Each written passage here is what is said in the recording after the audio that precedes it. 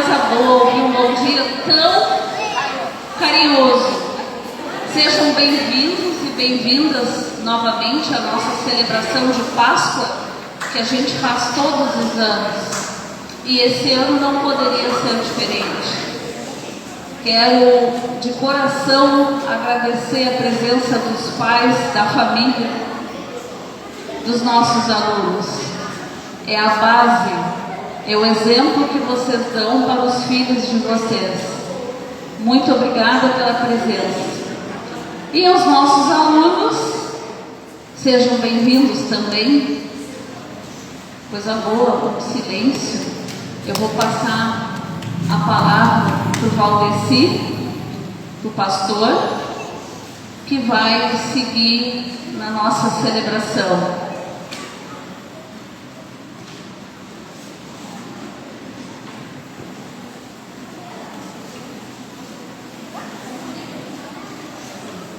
A gente está cuidando do lugar aqui para não sair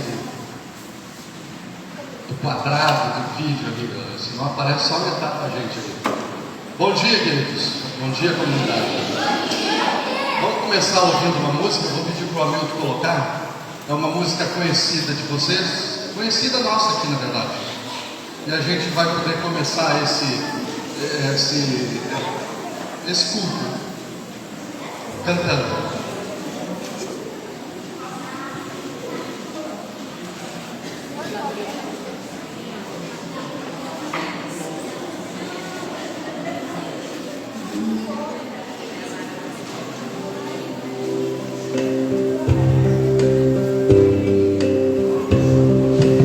Pessoal, vocês já conhecem esse hino.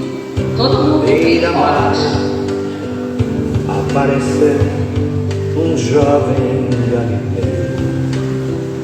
Ninguém podia imaginar que alguém pudesse amar do jeito que ele amava. Seu jeito simples de conversar tocava o coração de quem o escutava. E seu nome era Jesus de Nazaré.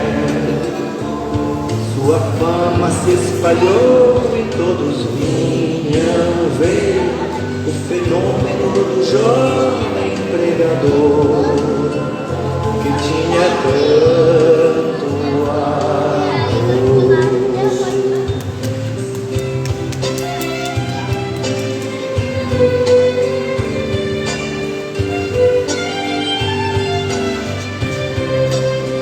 Naquelas praias, naquele mar, naquele rio, em casa de Zaqueu, naquela estrada, naquele sol, povo a escutar histórias tão bonitas. Seu jeito amigo de se expressar enchia o coração de paz tão infinita. E seu nome era Jesus de Nazaré. Sua fama se espalhou e todos vinham ver o fenômeno do jovem pregador que tinha tanto amor.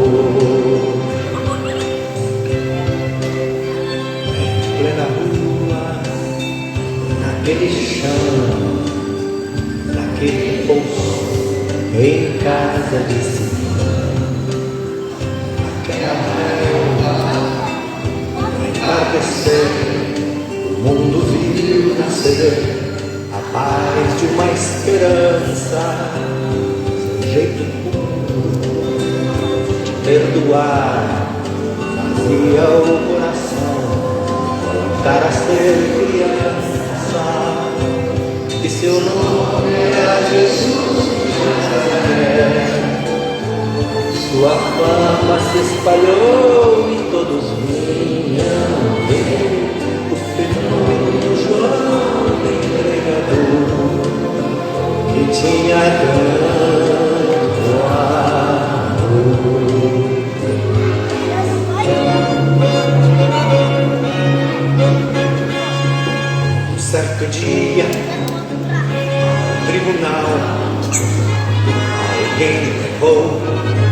jovem garoto. Ninguém sabia qual foi o mal, o crime que ele fez, quais foram seus pecados. Seu jeito honesto de denunciar mexeu na posição de alguns privilegiados e mataram a Jesus de Nazaré. E no meio de ladrões puseram sua cruz. Mas o mundo ainda tem medo de Jesus, que tinha tanto amor.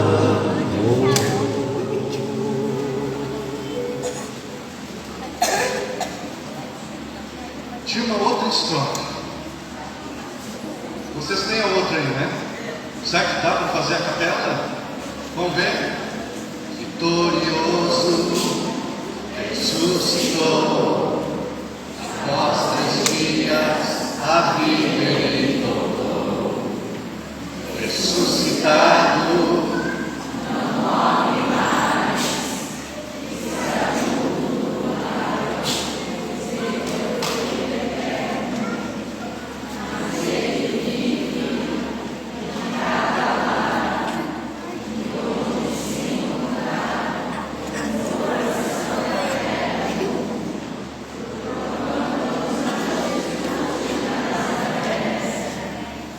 Glorioso, triunfante, Deus conosco está.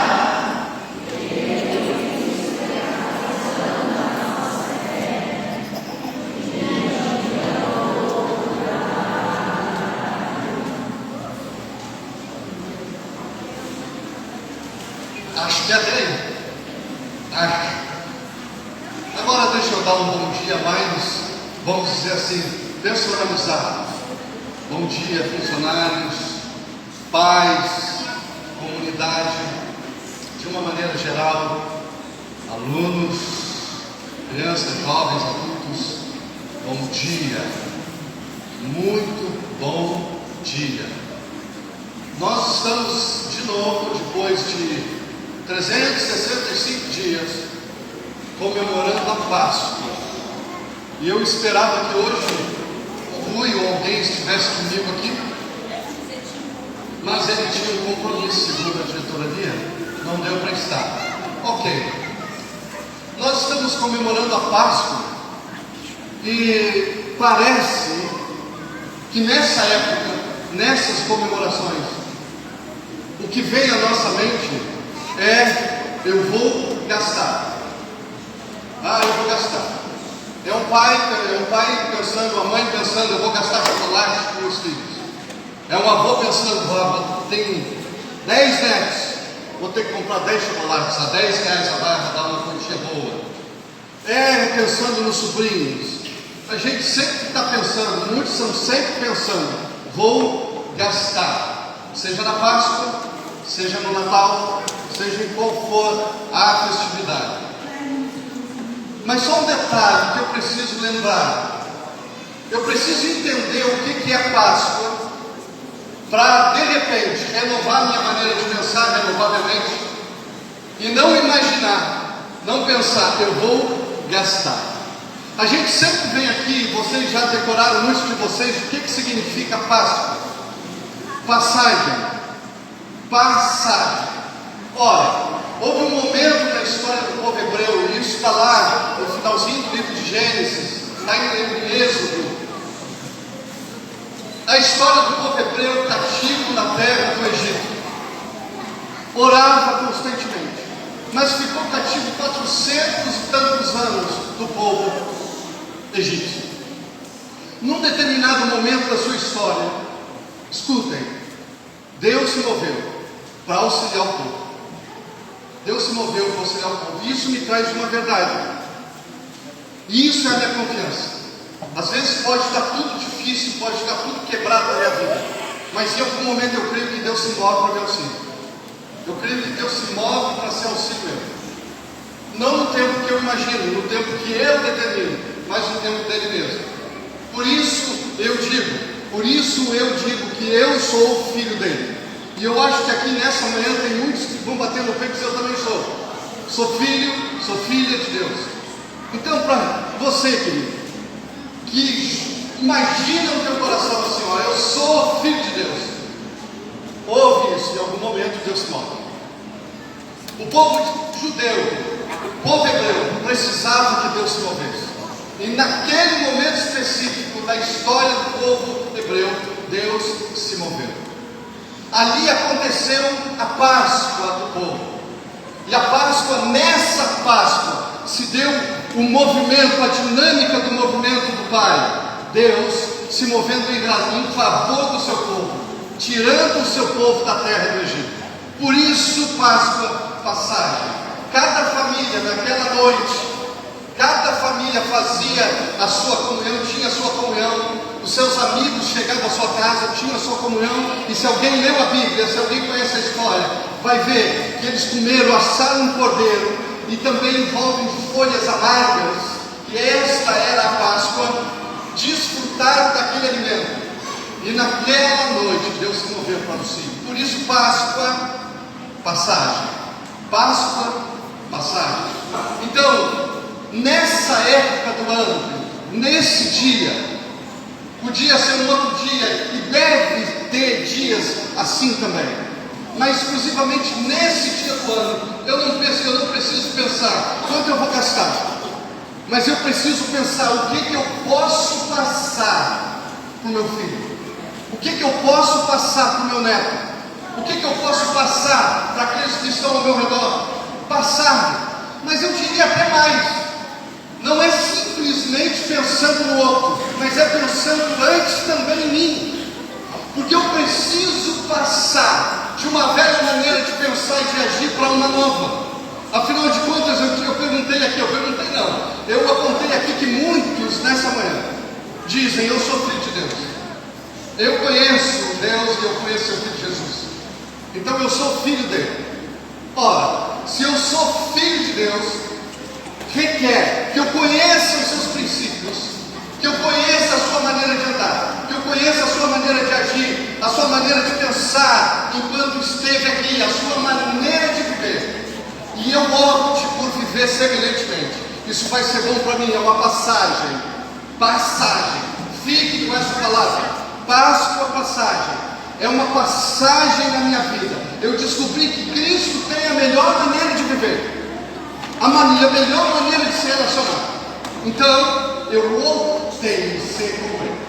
Eu optei em agir como Ele. E eu estou me referindo a frutos que são saudáveis, frutos que são bons, que são agradáveis.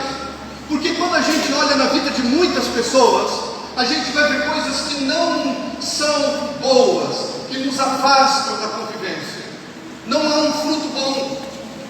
É sempre aquela coisa assim que eu digo assim, aquela cara ranzinza, aquela gaita no meio dos olhos, está sempre com raiva de tudo, está sempre odiando a vida. Mas quando se conhece o amor de Deus, eu passo dessa maneira de agir, de pensar, para uma nova maneira. E quando eu digo que ela é boa para mim, é porque ela vai gerar vida abundante para mim.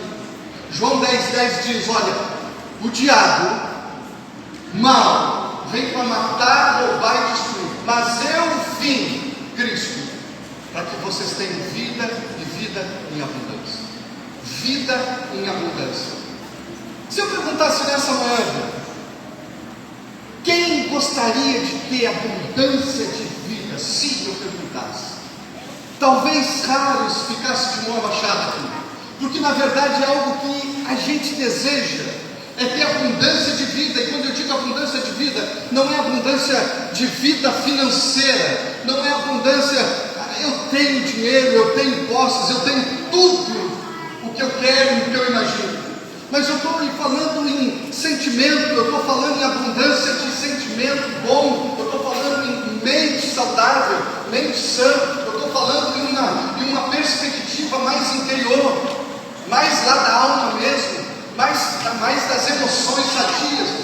Falando em emoções, um dia desse eu estava pesquisando e eu vi que 3 a cada 10 adolescentes não são alegres. 3 a cada 10 vivem imaginando uma maneira de se automutilarem. Ora, adolescência, o que há com a adolescência? Mas 50% do povo brasileiro vive triste. E uma das raízes da tristeza abundante deveria ser vida, mas é a tristeza. Deveria ser perdão. Quem é que não conhece essa palavra? Nós vivemos uma sociedade, eu não estou me referindo à sociedade pelotense ou à sociedade brasileira, mas à sociedade de uma maneira geral, aonde perdoar é algo que passa longe da mentalidade de muitos. É uma esposa que não consegue perdoar o seu marido pelos anos de violência. Agora o marido nem existe mais, ou já está longe, mas ela ainda vive cativa nos grilhões da falta de perdão. É um filho que cresceu, um adolescente que cresceu e não consegue perdoar o familiar, ou o vizinho, ou o amigo, porque foi abusado na sua infância. E ele cresce amargurado, cresce com tristeza na alma, cativo. Olha só, Páscoa, passagem. Mas essa passagem é a passagem do cativeiro, é a passagem dos grilhões que aprisionam e que aprisionam muitos nas suas emoções. Por isso que não é físico, é alma, é mente, é espírito, é emoções. Eu preciso ser capaz de passar por esse rio, passar por esse tempo. Eu preciso ser capaz. E a única capacidade que eu tenho não está no psicólogo. E eu não estou desmerecendo o psicólogo. Não está na autoajuda. Não. A única capacidade que eu tenho se encontra em Cristo. Cristo é o amor de Deus em ação. João 3,16 diz assim: Deus enviou o seu Filho unigênito, seu único Filho, para que todo aquele que nele crê não pereça, mas tenha vida eterna. E quando eu estou falando aquele que crê, se subentende, querido, que Cristo não veio por um objeto. Cristo veio por mim e por ti sentado nesse lugar, e por ti que em algum momento vai ver esse vídeo. Cristo veio pelo homem, no sentido genérico da palavra. Cristo veio por todos. Para quê? Para que abundasse vida. Abundasse vida e não cativeiro. Então a única possibilidade de eu ser livre do cativeiro da minha alma, na minha mente, nas minhas emoções, é descobrindo o amor de Deus em Cristo Jesus. É descobrindo o Pai me amando e mandando o que Ele tinha de melhor. Nós estamos falando sobre Páscoa, e anualmente a gente tem alguma programação nesse lugar, e não apenas nesse lugar, mas em muitos lugares. E a única coisa que muitos conseguem pensar é justamente nisso: mais um tempo para se gastar. Mas eu quero que, de alguma forma, haja uma mudança de ótica, uma mudança de perspectiva. É um tempo para se gastar, sim, mas é um tempo para me gastar para o outro. É um tempo para me gastar por aquele que senta ao meu lado. É um tempo para me gastar pela minha família, pelo meu filho, pela minha esposa, pelo meu esposo, pelos meus amigos. É um tempo para eu me gastar por aquilo que tem valor de fato. E aí talvez surja uma outra pergunta, e eu preciso ter coragem para responder: o que tem valor para mim? O que eu despendo mais valor na minha vida? Pensa aí. Talvez corajosamente alguém vai pensar assim: aquele tempo de férias, não tem coisa melhor.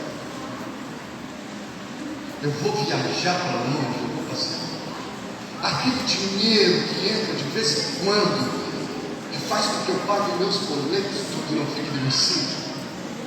Não tem coisa melhor.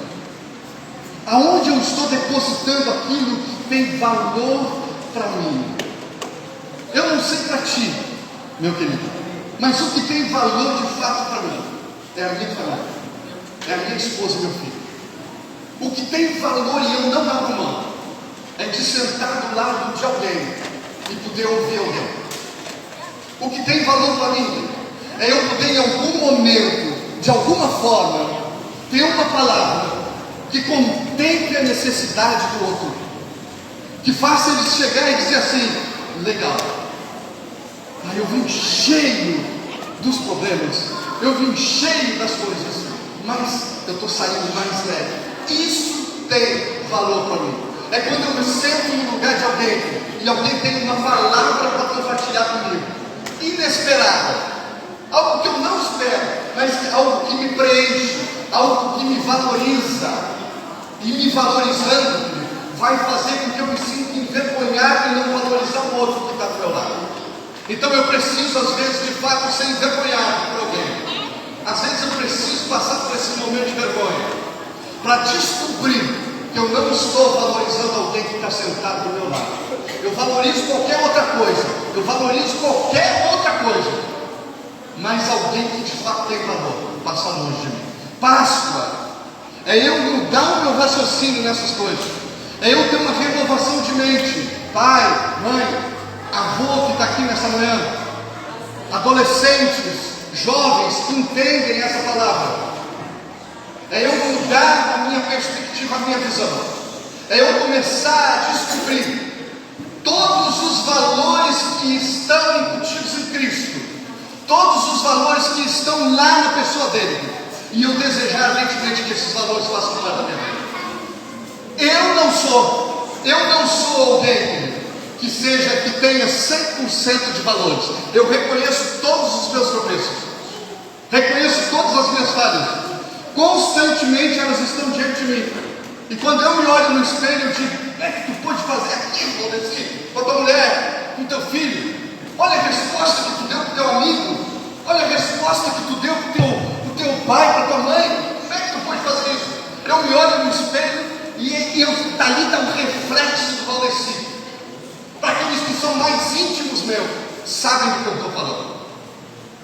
Mas quando eu descubro cada dia Cristo, então eu tenho uma opção de mudar. E eu não estou falando de homens perfeitos nessa manhã que antecede a Páscoa. Eu não estou falando de homens perfeitos, mulheres perfeitas, que não caem, que não tropeçam e que não falam bobagem de vez em quando. Eu estou falando de um homem que constantemente busca renovar sua mente para ser melhor mesmo. Vai se dar conta em algum momento que ainda falta muito, mas andar com Cristo possibilita isso para mim. Viver e conhecer mais dele possibilita isso para mim. Uma opção. Então, no final de tudo, é uma opção que cada um de vocês tem nessa manhã, de conhecer mais a Cristo e desejar ser como Ele. É uma opção. Agora, escutem bem, se essa for a opção de alguém, se essa for a opção que alguém diz assim: eu quero conhecer mais dele, pode ter certeza, os frutos que vão vir daí serão abundantemente melhores do que até agora estão contidos aí. E sabe que frutos são esses? O escritor de Gálatas, no capítulo 5, versículo 21, ele diz assim: o fruto do Espírito é amor, benignidade, bondade, fidelidade, domínio próprio, paciência. Paciência, são duas coisas que eu tenho constantemente buscado: paciência e domínio próprio. Preciso dessas coisas na minha vida. A convivência em grupo, a convivência em família, a convivência em sociedade exige que eu tenha paciência e domínio próprio. Quando eu tenho paciência e domínio próprio, eu suporto o outro. E não é naquele sentido de suportar assim, estou louco para explodir com ele, mas suportar no sentido de ser auxílio mesmo. É suportar no sentido de dizer assim: olha, eu vou caminhar um pouquinho mais contigo, eu vou ser auxílio contigo mais um pouquinho, vamos junto, lado a lado. Suportar, querido, paciência e domínio próprio. Eu não posso, como marido, imaginar uma falta de paciência e domínio na minha vida, porque todo o meu casamento e todo o meu relacionamento vai por água abaixo. Eu não posso imaginar a falta dessas duas qualidades que estão em Cristo na minha vida, porque aí a minha convivência com a minha convivência com o funcionário, a minha convivência com todo mundo inexiste.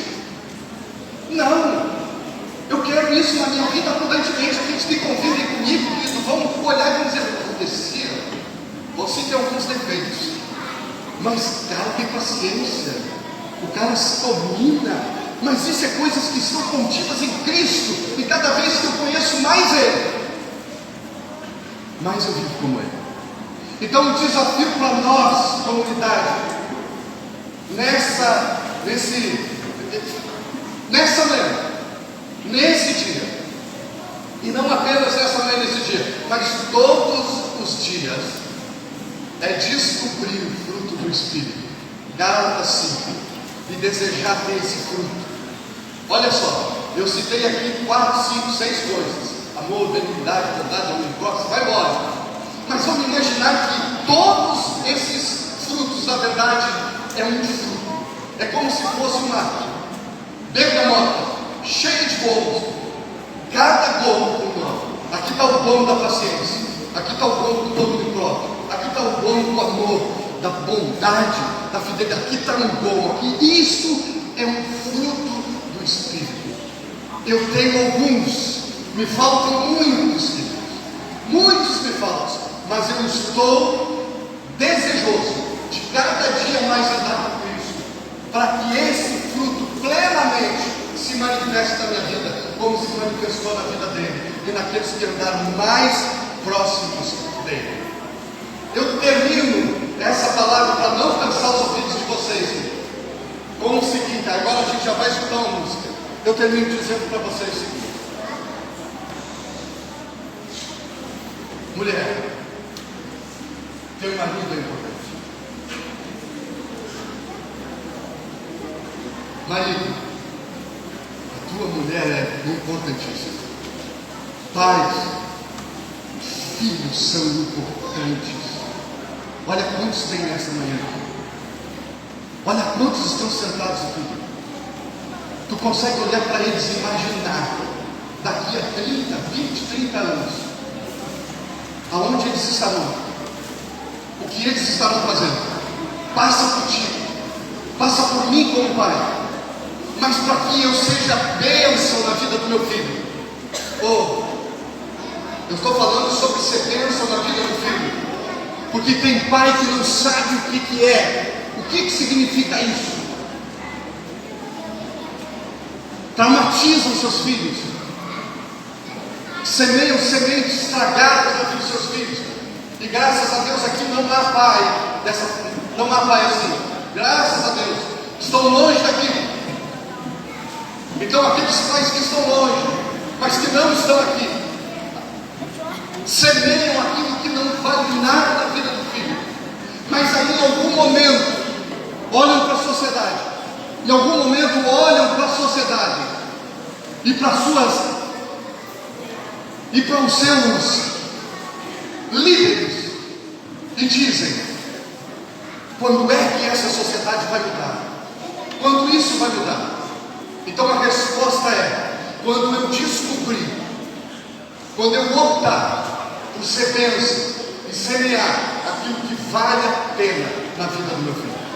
Então aí eu não vou olhar provavelmente, mas daqui a 20, 30 anos, aquela geração vai olhar para uma sociedade 30, 40 anos passados e vai dizer: olha a sociedade que estava lá, olha como nós mudamos 30, 40 anos. Sim, porque pais resolveram olhar o fruto do Espírito, olhar aquilo que estava em Cristo e viver a semelhança dele. Isso foi bênção para a vida dos seus filhos. Eu oro nessa manhã, queridos, para que essa palavra, ela seja, a palavra como uma semente, ela seja como uma semente que encontre terra agradável no coração de cada um de vocês, pais e mães. Encontre terra agradável. E mesmo para aqueles que estão aqui que não têm filhos, encontre terra agradável nos relacionamentos de vocês, porque isso vai gerar vida para vocês e para a sociedade que vocês estão fazendo parte nesse tempo. A Bíblia diz que a vida é isso aqui, ó. É como um vapor que agora existe, daqui a pouco não tem mais. O que nós vamos levar dela? O que nós vamos carregar dessa vida? Absolutamente nada. Mas uma coisa eu quero, é chegar no meu último dia, um coração transformado, a mente transformada, carregando-se a semelhança de Cristo, levando comigo a semelhança de Cristo, porque aí sim eu fiz a diferença na vida de muitos que andaram comigo. Vamos ouvir uma música? Hamilton.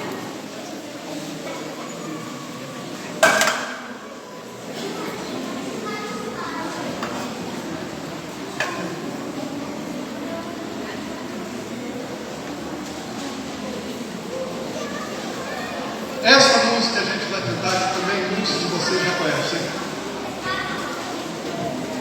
Vou botar o parabéns aqui. Eu não sei se ali vai sair tal qual, mas ali é